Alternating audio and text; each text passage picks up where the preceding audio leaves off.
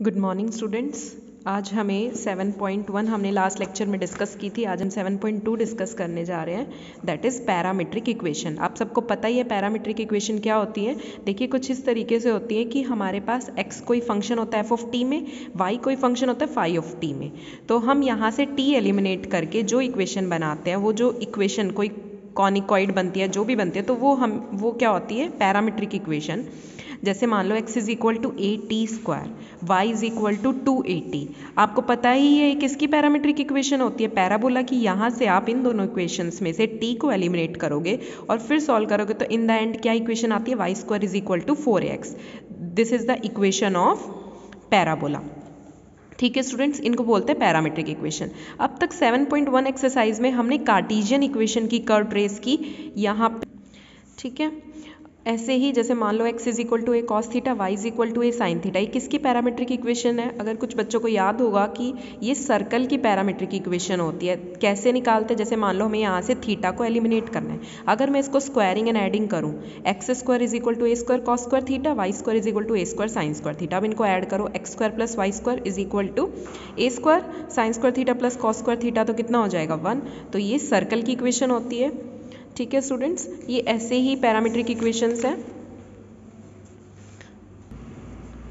ठीक है स्टूडेंट्स, ये कुछ पैरामीट्रिक इक्वेशंस दी हुई हैं, आप इनको रीड कर लेना। आइए अब हम वर्किंग रूल पढ़ते हैं कि हमें क्या करना है कर्व ट्रेस करने के लिए, पैरामीट्रिक के लिए। ठीक है, फर्स्ट वही जैसे वहाँ हम वही पॉइंट्स डिस्कस करने हैं कर्व ट्रेस करने के लिए, जैसे जैसे हमने 7.1 में किए थे, बस थोड़ी से चेंजेस हो जाएंगे। जैसे यहाँ पर सिमेट्री है, फर्स्ट पॉइंट सिमेट्री चेक करने के लिए हमें यहाँ पर अब x is equal to t में कुछ फंक्शन दिया होगा और y is equal to t में कुछ फंक्शन दिया होगा। अब पहले हमें चेंज करना पड़ेगा। अगर t को मैं रिप्लेस करती हूँ माइनस टी से या पाई माइनस टी से, वो डिपेंड करेगा क्वेश्चन के अकॉर्डिंग।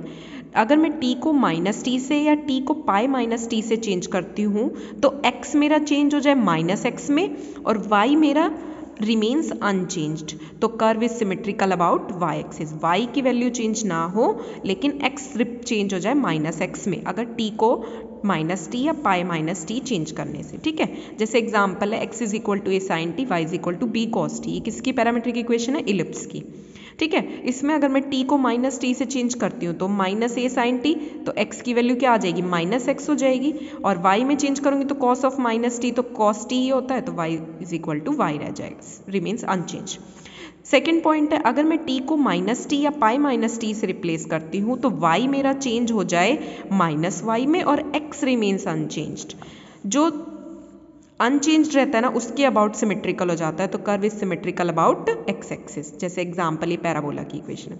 ऐसे ही अगर मैं t को माइनस टी से चेंज करती हूँ तो x चेंज हो जाए माइनस एक्स में और y भी चेंज हो जाए माइनस वाई में, तो सिमेट्रिकल हो जाएगा वो अपोजिट क्वाड्रेंट में, जैसे रेक्टेंगुलर हाइपरबोला की है।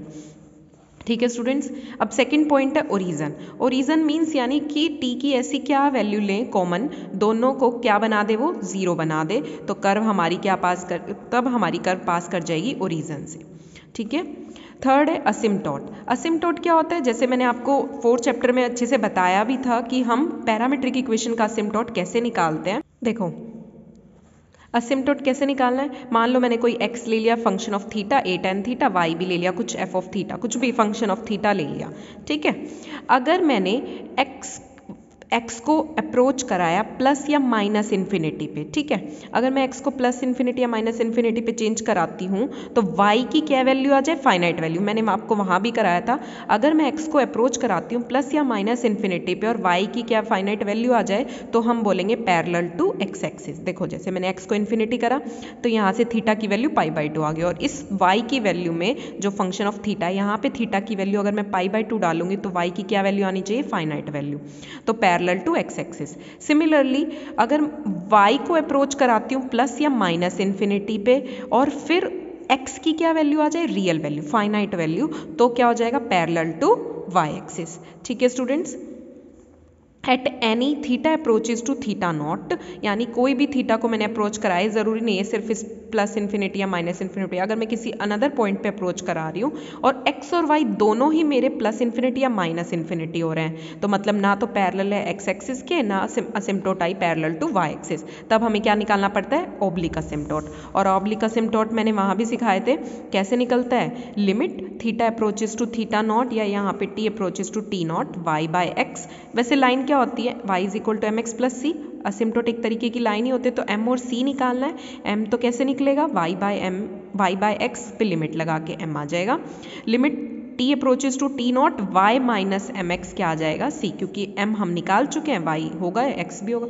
तो इसको करके c आ जाएगा, तो ये हमारी ऑब्लिक असिम्प्टोट हो जाएगी। ठीक है, पॉइंट ऑफ इंटरसेक्शन के लिए वही, अगर x एक्सिस पे मीट करता है तो y की वैल्यू 0, y की वैल्यू मीन्स जैसे मान लो x क्या है, फंक्शन ऑफ t है, और y क्या है, मान लो another function of t phi t।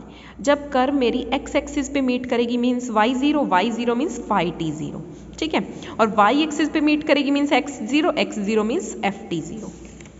Next point है स्टूडेंट्स रीजन।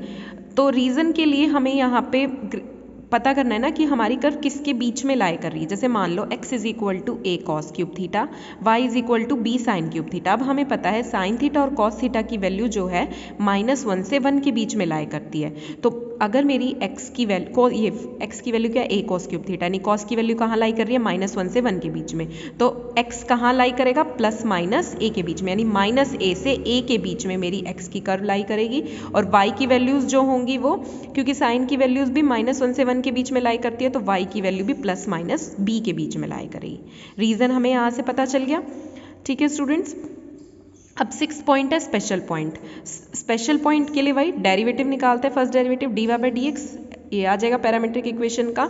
अब डेरिवेटिव निकालने के लिए हम इक्वल टू 0 करते हैं किस पॉइंट पे, एक्स वाई पॉइंट पे था कार्टेशियन में, तो लेकिन यहाँ x क्या है, f ऑफ t, y क्या है, फाई ऑफ t। इस पॉइंट्स पे हम चेक करेंगे फंक्शन x की जो वैल्यूज आएंगी पैरेलल टू x एक्सिस हो जाएगा, और dy बाई डी एक्स इस पॉइंट पे अगर इन्फिनिटी आ जाए तो टेंजेंट जो जाएगी पैरेलल टू y एक्सिस।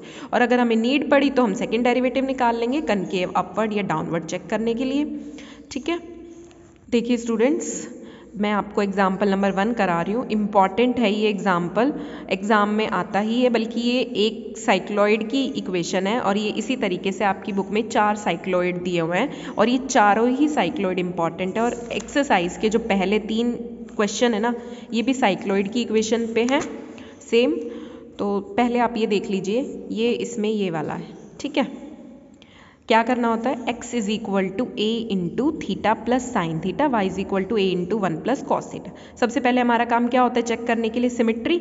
अगर मैंने थीटा को चेंज किया माइनस थीटा से, ठीक है, मैंने इसमें थीटा को चेंज किया माइनस थीटा से, तो minus a into theta plus sine theta, that is x change हो गया माइनस x में, और थीटा को यहाँ माइनस थीटा से चेंज कर रही हूँ तो y तो remains unchanged, symmetrical about y axis, ये अभी हमने डिस्कस किया था। सेकेंड पॉइंट है there is no common value, यानी कि यहाँ पे मैं थीटा की ऐसी क्या वैल्यू रखूँ कि x भी 0 हो जाए और y भी 0 हो जाए। कोई वैल्यू नहीं है, मान लो मैंने थीटा को 0 किया तो x तो 0 हो जाएगा, लेकिन cos 0 1 तो y तो हो जाएगा 2a, यानी कोई भी ऐसी कॉमन वैल्यू नहीं है थीटा की जिससे x भी 0 हो सके और y भी 0 हो सके, यानी हमारी कर्व ओरिजिन से पास नहीं करेगी। थर्ड है असिम्प्टोट। असिम्प्टोट आप निकाल लेना इसके, वही अभी मैंने आपको सिखाए भी हैं। ठीक है, यहाँ पे इसमें असिम्प्टोट नहीं आएगा, कर्व हैज़ नो असिम्प्टोट। ठीक है, फोर्थ है point of intersection with axis, यानी कर्व अगर हमारी मीट कर रही है एक्स एक्सिस पे मीट करती है तो y 0 means a into 1 plus cos theta 0, यानी 1 प्लस कॉस थीटा 0, और 1 plus cos theta 0 means theta की वैल्यू यहाँ से माइनस, दैट इज पाई या फिर माइनस पाई। अब थीटा की वैल्यू ये आई है, हमें तो x की चाहिए ना, क्योंकि y को 0 करके हमें x एक्सिस पे चेक करना है ना। तो अब थीटा की वैल्यू पाई को एक बार इसमें पुट करना, तो कितनी आएगी, x is equal to a into pi plus sine pi, तो 0 ही हो गया साइन पाई, तो a पाई आ जाएगी। अब थीटा की वैल्यू दूसरी डालनी है माइनस पाई, तो x is equal to a into minus pi, और ये तो 0 ही हो जाएगा, चाहे साइन पाई हो चाहे साइन माइनस पाई हो। ठीक है, तो ये आगे 2 पॉइंट a पाई और माइनस a पाई। ठीक है, यानी कि हमारी जो कर्व है वो एक्स एक्सिस पे ए पाई और माइनस ए पाई पे मीट करेगी, और वाई एक्सिस पे मीट करने के लिए हमें क्या करना होता है, एक्स को ज़ीरो मीन्स देखो x को अगर मैं ज़ीरो करती हूँ तो यहाँ से थीटा ज़ीरो आ जाएगा, और फिर अब थीटा ज़ीरो आ गया मतलब x ज़ीरो है, तो हमें चेक करना है ना y एक्सिस पे, तो उस थीटा की वैल्यू इसमें पुट करो तो 2a आ जाएगी। ठीक है, अब मेरे y एक्सिस पे मीट कर रही है 2a पॉइंट पे, और x एक्सिस पे मीट कर रही है a पाई और माइनस a पाई पे। देखिए स्टूडेंट्स, ये कर्व है, ये x एक्सिस, ये y एक्सिस। x एक्सिस पे ये मैंने माइनस ए पाई ले लिया, ये ए पाई ले लिया, और ये y एक्सिस पे 2a ले लिया। हमारी जो अभी तक हमें सिर्फ इतना पता है कि हमारी जो कर्व है x एक्सिस पे इन दो पॉइंट्स पे मीट करेगी और y एक्सिस पे इस पॉइंट पे। ठीक है, आगे देखिए, फिफ्थ पॉइंट है रीज़न। रीज़न क्या होता है कि हमारी कर्व किसके बीच में लाई करेगी। अब देखो जो y की वैल्यू वो यहाँ पे cos थीटा कहाँ से कहाँ लाई कर रहा है, -1 से 1 के बीच में लाई करता है। तो cos थीटा अगर -1 से 1 के बीच में लाई करता है, तो अगर मैंने थीटा को इसमें डाल दिया, cos थीटा की वैल्यू जब -1 से 1 के बीच में लाई करेगी, वहाँ से थीटा की वैल्यू निकाल के आप इसमें पुट कर देना। y की वैल्यू कहाँ से कहाँ लाई कर रही है, 0 से 2a के बीच में। तो यानी हमारी होल कर्व, देखिए स्टूडेंट्स, होल कर्व जो भी बनेगी वो 0 से 2a के बीच में बनेगी, इसके बाहर नहीं बनेगी। ठीक है, ये तो हमारा हो गया region. Special point dy by D X निकालना होता है। dy बाई डी एक्स आपको पैरामीट्रिक इक्वेशन का आता ही है, dy by D theta upon में D theta by D X by D theta से डी थीटा कैंसिल हो जाता है। यहाँ से इसको सॉल्व करके आ गया -tan थीटा बाई 2। अब मैंने क्या किया, dy बाई डी एक्स को इक्वल किया 0 से, यानी tan थीटा बाई 2 0। थीटा अगर 0 आ गया मतलब थीटा की वैल्यू 0 मीन्स मतलब dy बाई डी एक्स 0 होता है तो टेंजेंट जो होती है पैरेलल टू x एक्सिस, और जब थीटा 0 है तो x की वैल्यू देगा 0 और y की वैल्यू दे रहा है 2a। तो यानी कि जो मेरी 0,2a इस पॉइंट पे मेरी टेंजेंट बनेगी पैरेलल टू x एक्सिस। देखिए स्टूडेंट्स, यानी 0,2a इस पॉइंट पे मैंने एक टेंजेंट ड्रॉ कर ली पैरेलल टू x एक्सिस। ये x एक्सिस है, इसके पैरेलल एक टेंजेंट ड्रॉ हो गई है। ठीक है, अब ये तो मैंने tangent parallel to x axis. ऐसे ही dy बाई डी एक्स को अगर मैं प्लस इन्फिनिटी या माइनस इन्फिनिटी रखती हूँ तो tangent parallel to y axis होता है। ठीक है, तो थीटा की वैल्यू यहाँ से आ गई -पाई और पाई। ये करके देख लेना आप, अगर मैं इसको इन्फिनिटी को अप्रोच कराती हूँ तो थीटा की वैल्यू आ जाएगी +पाई या -पाई। अब थीटा की वैल्यू एक बार +पाई और -पाई इसमें पुट करूंगी और इसमें पुट करूंगी, तो यहाँ से मेरे पास पॉइंट आ जाएंगे, दैट इज -a पाई, 0 और a पाई, 0। यानी कि tangent parallel to y axis इस पॉइंट पे भी है और इस पॉइंट पे भी है। देखिए स्टूडेंट्स, -a पाई, 0 पे भी एक टेंजेंट है पैरेलल टू y एक्सिस, और a पाई, 0 पे भी टेंजेंट है पैरेलल टू y एक्सिस। अब हमने टेंजेंट्स ड्रॉ कर ली। अब हमें ये पता करना है कि हमारी कर्व की शेप कैसी होगी, कनकेव, अपवर्ड या डाउनवर्ड। मैंने सेकंड डेरिवेटिव निकाला, सेकंड डेरिवेटिव देखा यहाँ से मैं, ठीक है, सेकंड डेरिवेटिव जो है वो मेरा क्या है, <0 है for all values of theta. अब सेकंड डेरिवेटिव जब <0 होता है तो मैं आपको पता है क्या बनता है, कनकेव डाउनवर्ड। तो कनकेव डाउनवर्ड की शेप कैसी होती है, ऐसी। ठीक है, तो हमारी शेप कैसी बनेगी, कनकेव डाउनवर्ड। इस पॉइंट और इस पॉइंट पे मीट कर रही है, यहाँ कर रही है, तो कनकेव डाउनवर्ड के लिए ऐसे। ठीक है, ये हमने मिला दिया।